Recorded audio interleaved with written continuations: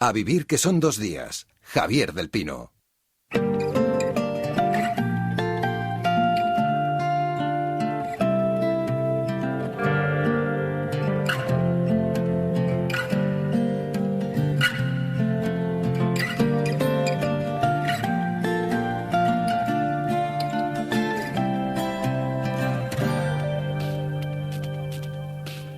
Quick kid quips so harsh and cynical, touches stricken, cold and clinical. What a transformation to behold. But I don't like this new, I want the old. It's not the worst. Bueno, pues aquí están ellos, las grandes estrellas del rock científico. Javier Sampedro, Pere Estupiñá, buenos días. Hola, buenos días. Pere Estupiñá, que es químico, bioquímico, conduce en la 2 El Cazador de Cerebros, y Javier Sampedro es doctor en genética y biología molecular, y colabora con El País y no se cansa nunca de escribir un artículo diario. Espero que estéis los dos muy bien. Tú, Javier, hacías esta semana en El País, de hecho, en uno de los artículos, una reflexión muy interesante sobre el nacionalismo vacunal, después de que Trump arrasara con todo el stock mundial de Remdesivir. Claro, criticamos su actitud, pero es muy parecida a la que muchos ciudadanos corrientes tuvieron al principio con el papel higiénico, ¿no? Pues sí, la verdad es que es el mismo tipo de fenómeno, ¿no? Es el que nos protejamos a nosotros mismos y a nuestra familia, pues está en nuestra naturaleza, ¿no? Eso nos viene puesto de serie. Y la extensión de esa hermandad o de ese sentido de grupo hasta las fronteras de alguna nación, pues es lo que llamamos nacionalismo, ¿no? Antes mi nación y fuera de mis fronteras que se caiga el mundo, ¿no? Es el mismo tipo de fenómeno, sí. Y bueno, esto ha sido con el Remdesivir, pero claro, es una prueba. Pues no, es un test de lo que puede pasar cuando lleguen las vacunas, ¿no? Claro. Que es el gran momento que estamos todos esperando, ¿no? Pues ya sabemos que hay movimientos de Estados Unidos, de la Unión Europea y de algunos países dentro de la Unión Europea para asegurarse sus dosis, ¿no? Por ejemplo, la Casa Blanca está financiando a la mayor empresa de vacunas del mundo, que es la multinacional de matriz francesa Sanofi, a cambio de que cuando si Sanofi llega a desarrollar una vacuna, pues que tenga un trato preferente al recibir las dosis. Pero la propia Francia está en movimientos parecidos y la Unión Europea en su conjunto también.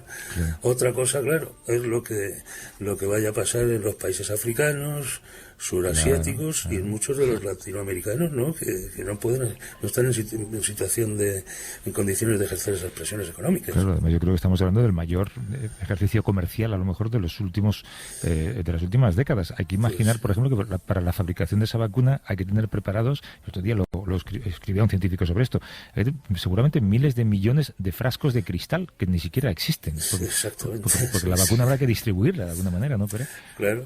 Sí. Y luego cuando lleguen más de una vacuna, cuando llegue la segunda vacuna o cuando llegue la tercera, que empezarán a competir entre ellas, y luego será muy interesante, yo creo que también ver la reacción social sobre estas vacunas. Salieron esta semana algunos estudios, encuestas, viendo que paradójicamente el movimiento antivacuna, además en Estados Unidos, con la que está cayendo, está creciendo. Que esto es para analizarlo con calma, porque cuando lo analizamos de manera simplista, la respuesta no es que, o sea, hay algo allí extraño o quizás muy natural en nuestra naturaleza humana de ir contracorriente de manera sistemática, que hace que nos polaricemos, o yo creo que es algo que tendremos que ir analizando. Bueno, un antivacunas. Para un antivacunas, claro, se está viendo venir una campaña de vacunación mundial y brutal. Pues claro, si él lo considera un peligro, pues se han movilizado también, claro. Sí, pero incluso lo que veían los estudios era que la gente con dudas, o sea, que hace un tiempo tenía dudas sobre las vacunas, ahora se está volviendo en contra. Cuando lo lógico, o sea, los antivacunas ya estaban posicionados, eso está claro, pero la gente que tenía dudas es de esperar que ahora digas, bueno, pues oye, igual me hago pro vacunas, y no, se están yendo hacia el otro lado. Esto es algo que yo no voy a valorar, claro. Bueno, sí que se puede valorar como una estupidez. Y yo creo que tenemos que tener mucho cuidado con la gente que lo puede convertir en cool, ¿sabes? Cuando de repente te salga un líder, entre comillas, que puede ser un líder de Instagram o un líder deportivo como Djokovic, por ejemplo, y haga que ser antivacunas parezca que es que estás a la última. Este es el gran peligro que tenemos ahora con las redes sociales. Djokovic, que por cierto se contagió él y toda su familia, ¿no? Y contagió a un montón de tenistas que jugaban en el torneo que él organizó y que ahora ha puesto en peligro el resto del calendario. Pero en fin, no entremos en eso. Oye, por cierto, Javier, tú llevas escribiendo meses y meses una columna diaria en torno a esta crisis sanitaria.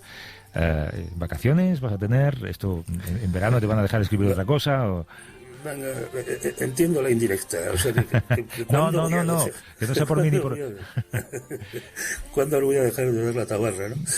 Pues no sé, no hay fecha, la verdad es que no tengo plan de vacaciones y no hay fecha prevista para cuándo dejar la columna. Supongo que cuando el autor se le haya fosfatinado el cerebro por completo, habrá que dedicarse a otra cosa. Sí, sobre todo con tantos meses sin pasar por Extremadura te va a costar mantenerte en pie. Eso, claro, eso pasa factura. Oye, otro remate al guión apocalíptico es el que han puesto los chinos al decir que han localizado ese nuevo virus en cerdos. Dicen que es primo hermano de la gripe A, que aún no se transmite entre humanos, pero que también podría saltar como ha saltado el del coronavirus. No sé muy bien qué sacar de esto, sino a lo mejor considerarlo como un aviso para volver a invertir todavía más dinero en prevenir otra posible pandemia, ¿no?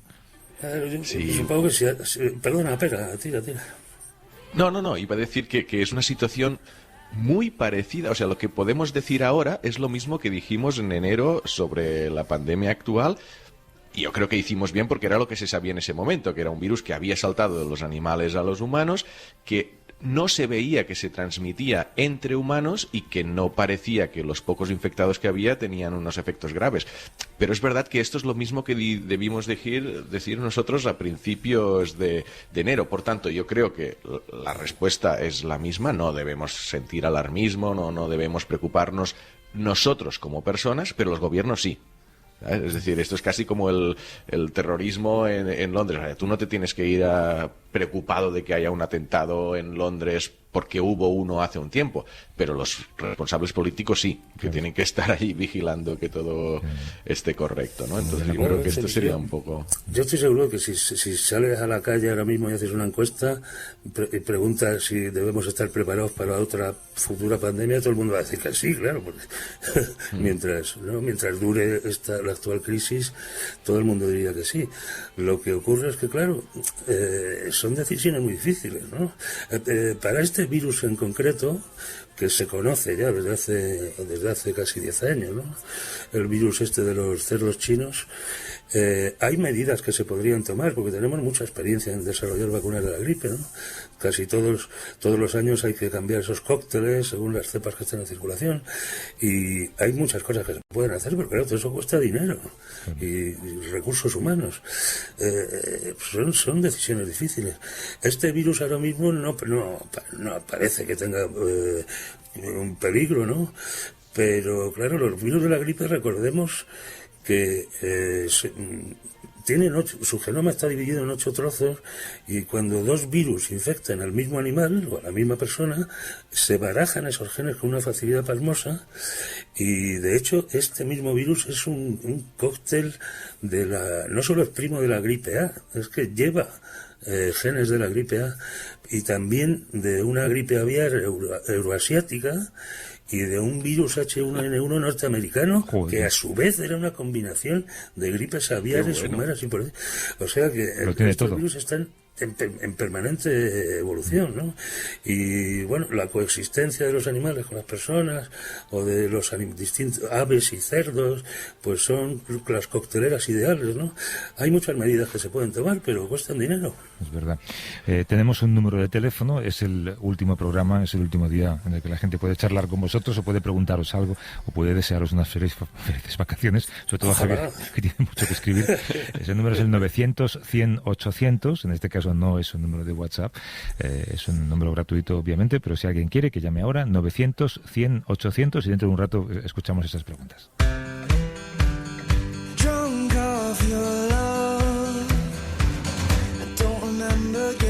escuché el otro día, el viernes, en La Ventana con Carla Espera, hablando del libro. Estuvo muy bien, ¿eh? Bien. Estuvo muy bien. Sí. Muy cuidadito. Oye, hay una cosa que tú no contaste en esa entrevista con Carlas, porque a lo mejor te da vergüenza decirlo en público, pero es que este libro, déjame recordar que es un libro que nace un poco de estas conversaciones que tenemos en el programa, y que tú extiendes un poco más allá de los límites del tiempo que tenemos aquí. El libro se llama A vivir la ciencia, vaya por la, yo qué sé, 8ª, 9ª edición, ¿no? Pues seguramente habrás perdido la cuenta. Pero tú no has contado en público que hay muchas groupies que te preguntan por Javier San Pedro. ¿Cómo? Sí, tampoco lo voy a contar ahora, pero lo desvelamos, lo desvelaremos si algún día hacemos una presentación formal. No, sí, la verdad es que es como has dicho, la semilla de este libro. Sí te preguntan por Javier San Pedro, ¿no?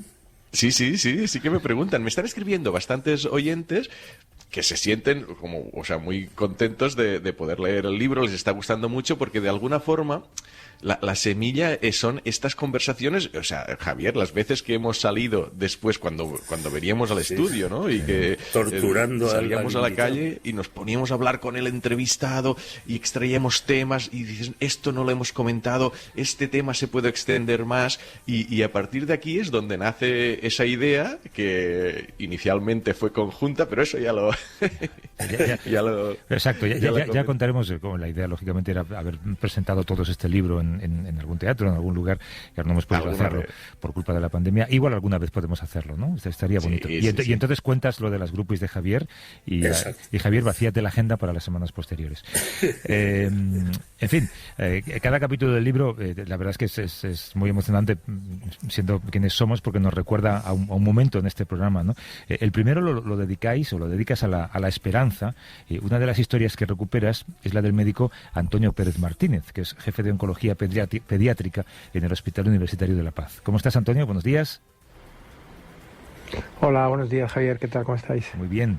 Oye, cuando te entrevistamos, y hace ya un par de años, estabais ensayando una terapia muy novedosa llamada CAR-T-Cells, que es un tipo de inmunoterapia para tratar a niños con cáncer en los que no ha funcionado ni la quimio, ni la radioterapia, ni la cirugía. Y aquí hablamos mucho de cómo los experimentos, cómo los tratamientos que son innovadores, muchas veces son un callejón sin salida. Me gustaría que nos actualizaras y nos dijeras si seguís trabajando con esto. Claro.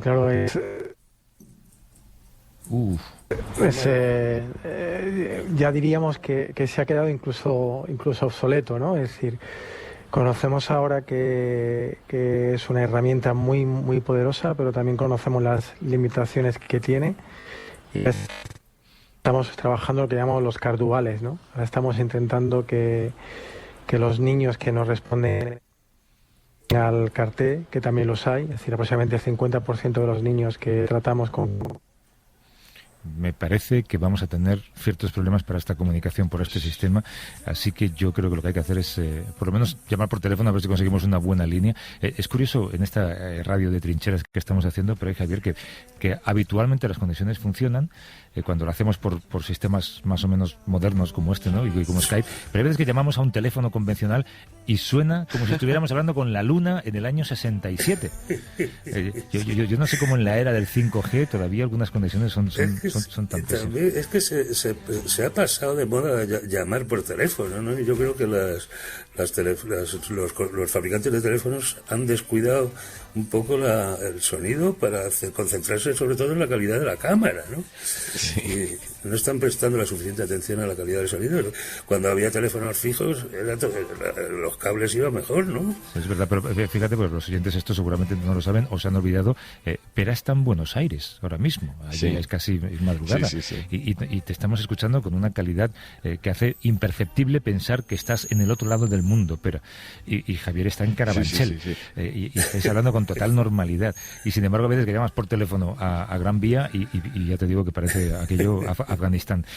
A ver si recuperamos a Antonio por teléfono. ¿Estás por teléfono, Antonio? Hola, buenos días. Sí. ¿Ahora mejor? Bastante mejor. Lo hemos intentado hacer bien y nos ha salido mal. Antonio, estabas contando que ese tratamiento del que hablamos en su día ya es prácticamente obsoleto. Bueno, no del todo. Lo que pasa es que son muy ambiciosos y lo que queremos hacer es como de todos los niños, ¿no? Como lo que parece lógico.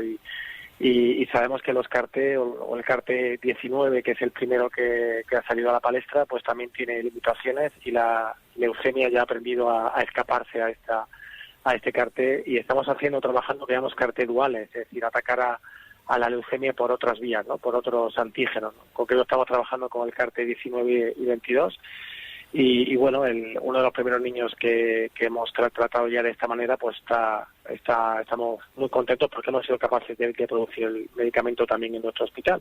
Claro. De manera que esto continúa, ¿no? Esto, hasta que no curemos a todos los niños, pues no vamos a parar, ¿no? Claro. Hay un problema que surgió cuando se aprobó ese tratamiento CAR-T comercial de la farmacéutica Novartis, y vosotros tuvisteis que detener los ensayos en el hospital, pero el fármaco cuesta casi $500,000 por paciente. ¿Cuál es la diferencia, Antonio, entre la terapia de Novartis y la vuestra, que está cubierta por nuestro sistema público, ¿no? Bueno, es lo que fundamentalmente necesitamos hacer en los CAR-T académicos es finalizar los ensayos clínicos, y para eso hace falta financiación. Es decir, para llevar a cabo un ensayo clínico que pueda demostrar lo que el de Novartis ya ha demostrado, pues es que se desarrolla al menos un fase 2, ¿no? Y con eso ir esos datos. Y desgraciadamente el fase 2 en nuestro país aún no se ha podido finalizar, y de hecho en la población pediátrica está mucho más detenido, y donde se va a desarrollar es en la población adulta. De momento, la población pediátrica, el fase 2, no se va a poder realizar, y todavía no va a llevar un tiempo poder demostrarlo. Por lo tanto, las indicaciones que tenemos ahora para el CAR-T académico o para los CAR-T duales son cuando hay fracaso con el CAR-T de Novartis. Claro. Claro, es curioso. Sí, espera, adelante. No, que solo... Porque me recuerdo cuando Antonio participó. ¿Cómo estás, Antonio? En el programa. O sea, incidir en que los niños que se tratan con o fármaco de Novartis o esta terapia experimental, o sea, son niños que no han podido superar la quimioterapia, los trasplantes no han funcionado, es decir, que están pues ya condenados a no superar el cáncer, y que algunos se están salvando. Es que en el libro yo lo planteo como los milagros de la ciencia, ¿no? Es que es apasionante, y obvio que no se curan todos, pero que algunos era fascinante. Y me acuerdo que un punto era justo el que has comentado tú, Javier, de decir qué modelo, porque al final para estas terapias personalizadas, que es no es un fármaco que hagas en una industria, es sacarle unas células del niño, manipularlas en el laboratorio y volvérselas a poner. Es súper individualizado, y por eso tiene un coste tan grande a nivel privado, pero que a nivel público sería mucho menor. Y aquí el gran debate que hablábamos con Antonio era decir, ¿qué modelo tiene que seguir o Europa o España? De decir, hago esto de una manera pública, que es algo que no se ha hecho en el mundo de la farmacia antes, o lo hago de manera privada, que es lo convencional. No sé si en esto se ha avanzado, Antonio. Pues estamos igual, y además el COVID lo que ha hecho es silenciar un poco esta necesidad, ¿no? Esta pandemia silente, porque el cáncer en los niños es la pandemia silente, o el cáncer en los adultos es la pandemia silente de la que no se habla, y esto está paralizado. Es decir, necesitamos que haya un modelo de terapia avanzada en nuestro país que apoye la investigación académica, y que en paralelo se apoye de la industria, pues para el desarrollo sobre todo de las fases 3, de las fases 4, de los ensayos clínicos. Porque la investigación académica lo que nos va a permitir es buscar o tratar de dar respuesta a esas preguntas que las grandes industrias no se hacen, ¿no? Porque, como tú bien contabas en tu libro, ¿no? En la parte cuando hablamos de la esperanza, ¿no? Es decir, la leucemia sigue siendo una enfermedad rara en los niños. La leucemia se cura la mayoría de los niños con quimioterapia convencional, pero sin embargo hay un 20% de niños que no curamos, y que empezamos a curar con ese tipo de tratamientos. Supone una gota de agua en el océano del cáncer, pero sí, sin embargo, es una gota de agua de la que se pueden beneficiar no solamente los niños, sino también otras patologías oncológicas, como los tumores sólidos, que estamos ya trabajando también en ello con CAR-T-cells y con inmunoterapia, ¿no? Y bueno, yo creo que el modelo está por definir. No sé si llegará el momento del steady state, desde que buscamos el equilibrio para volver a retomar todo lo que no sea COVID. Pero bueno, mientras tanto seguimos trabajando en ello, claro, a nivel individual al menos, ¿no? Claro. Y nos quedamos con esa frase que acabas de decir, que nos ha estremecido un poco, esto de que el cáncer en los niños es la próxima pandemia. Hablaremos de ello. Yo creo que el próximo curso tenemos que entrar en esa frase que es demoledora. Antonio Pérez Martínez, que es jefe de Oncología Pediátrica en el Hospital Universitario La Paz. Gracias, Antonio, y mucha suerte con todo. Bueno, un abrazo. Adiós a todos. Hasta luego.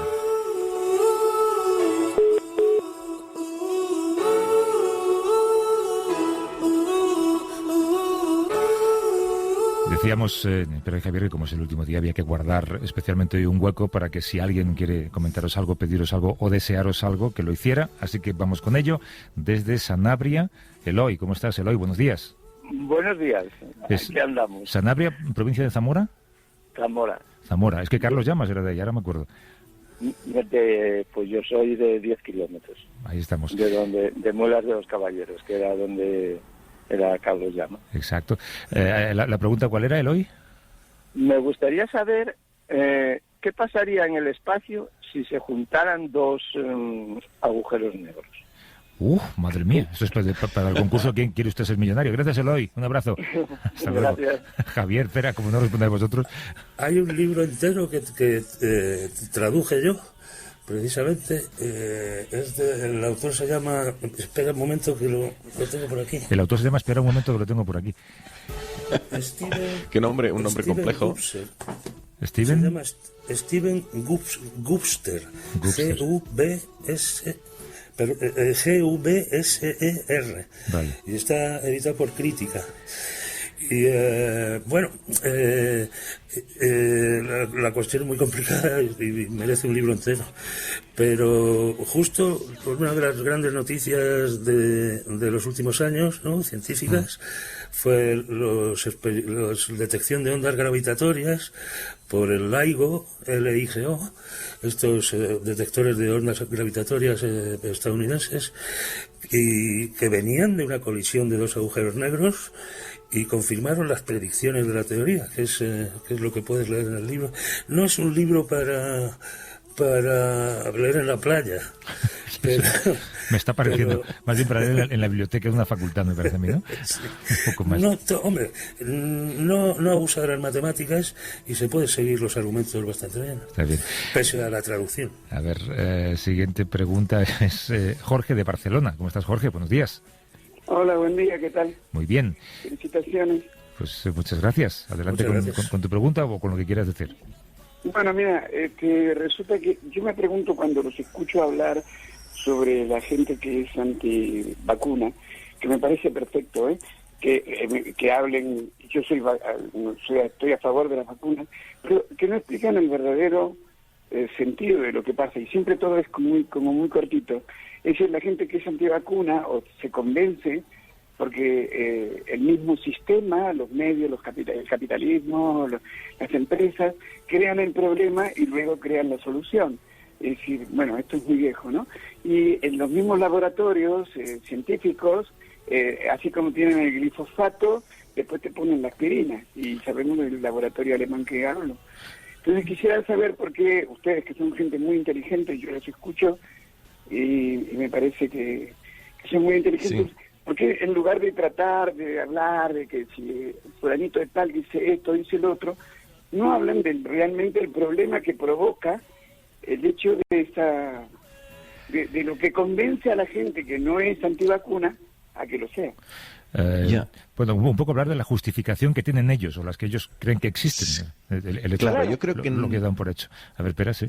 Eloy, con muchísimo respeto, pero yo creo que es que porque no pensamos igual que tú has descrito. O sea, no creemos que en la mayoría de casos habrá momentos y se han visto diagnósticos de enfermedades y trastorno de hiperactividad infantil que antes no tenían nombre y ahora tienen nombre, y al ponerle un nombre es verdad que aparece la necesidad de curarlo. O sea, esto ha existido, o sea, la falta de deseo ha existido, pero en el tema de las vacunas no creemos que sea algo que hayan provocado los laboratorios para después poder vender una solución. Yo creo que este argumento no se sostiene y por eso yo creo que no lo hablamos. Es verdad que es un tema complejo. Yo creo que a diferencia del terraplanismo, por decir algo, que es algo absurdo, que no sale de ningún lado, o sea, yo entiendo los miedos que puedan haber, las desconfianzas que pueda haber iniciales, porque al final todos desconfiamos sistemáticamente, y es normal desconfiar de que alguien muy poderoso, o sentir miedo cuando a un padre le dicen, oye, hay una pequeña posibilidad de que haya reacciones adversas. Esta pequeña posibilidad para un padre puede ser, claro, o sea, ese es miedo inicial. Yo creo que el kit de la cuestión está aquí. Y luego, en todos los mensajes, como hemos dicho antes, que te hacen amplificar este miedo de una manera irracional por un lado y falsa por otro, ¿no? Además, entonces, yo creo que el análisis va por aquí. Esto lo dice mucho Javier, ¿no? Es que tú puedes tomar una decisión que sea mala para tu salud, pues, por ejemplo, decidir que no quieres quimioterapia, que quieres tratar el cáncer con hojas de menta, pues bueno, tienes ese derecho a hacerlo, ¿no? Pero claro, las vacunas, al fin y al cabo, que tú no te las pongas, nos perjudica a todos, porque al final te conviertes en un portador. Incluso a los hijos de la antivacuna. Claro. Oye, os tengo que despedir porque se nos ha ido el tiempo, se nos ha ido la temporada, se nos ha ido el año. Pero bueno, los despides, pero literalmente, ¿no? Pero totalmente. Javier San Pedro, Pera Estupiñán, Carabanchel, Buenos Aires, espero veros en septiembre.